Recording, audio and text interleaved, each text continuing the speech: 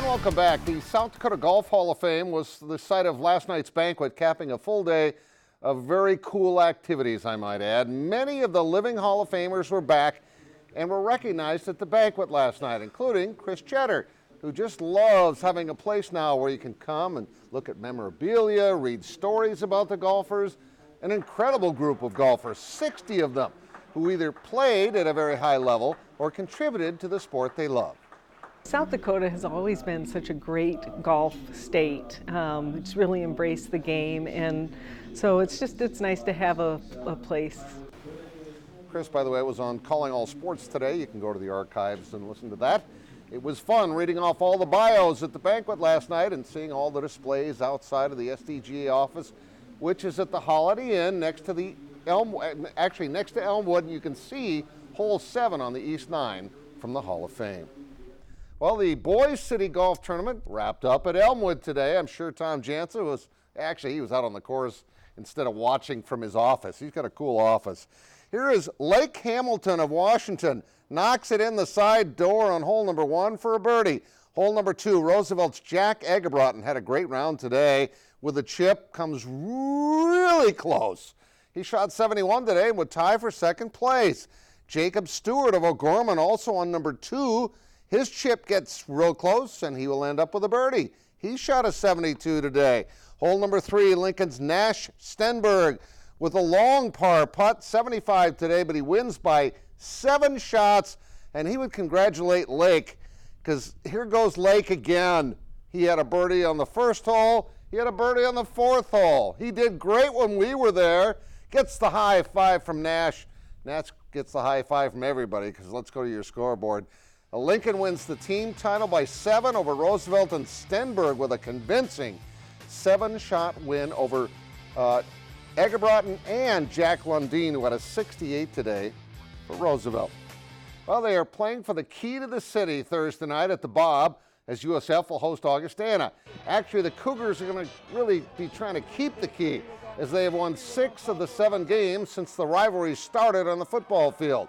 Needless to say, John Anderson and his team, they're pumped for Thursday night to get here, even though it makes for a short week of recovery and preparation. It's a great time of year. It's one that our players look forward to, our fans look forward to, and it's on a short week, so that anticipation came early, and we don't have to wait all week for it. The team that has the ability to recover and be the healthiest is going to have a big advantage Thursday night. The Cougars rolled in last year's game 51-13 at Augustana, but Gabe Watson was one of the big reasons why. What a year he had last year.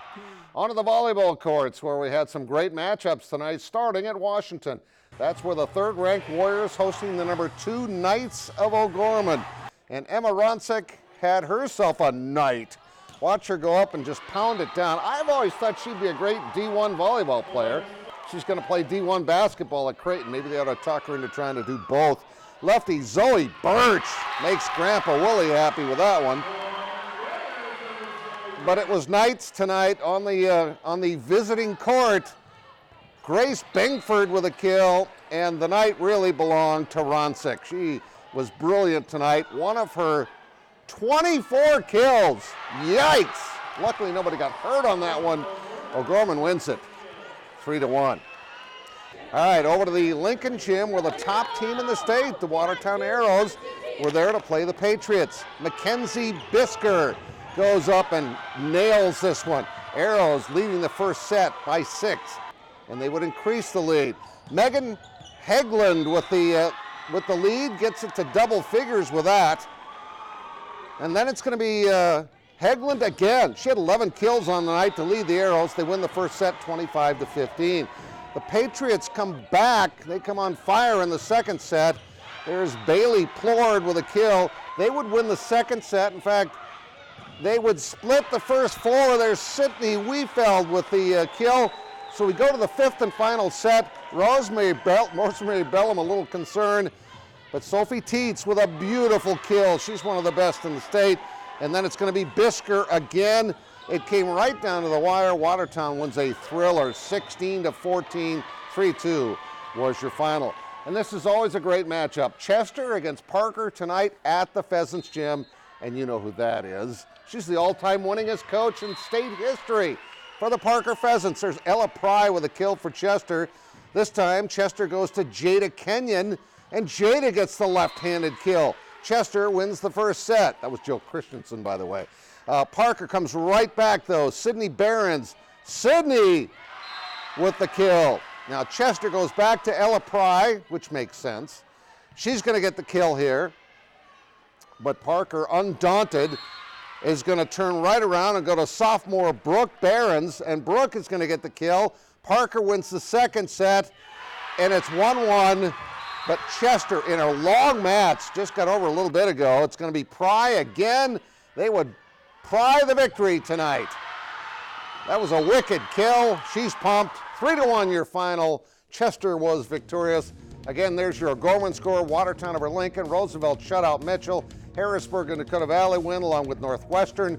Wagner, Miller, Madison, Waverly South Shore, Esteline, Hendricks, Great Plains Lutheran, MCM, Adrian, T area, Minneota, RTR, Tri-Valley, Faulkton, Lennox, Menno, Millbank, and Freeman both win tonight, along with Warner in a close one. Ipswich, O'Gorman takes 2 in high school softball. Soccer, O'Gorman and Roosevelt and boys win along with Brandon Valley. And in cheer and dance, on cheer side for the Huron cheer and dance, Harrisburg wins that. On the dance side, Washington wins that. And the Twins win at Detroit tonight, 4-2 your final. Magic number is now down to 2. We'll be right back.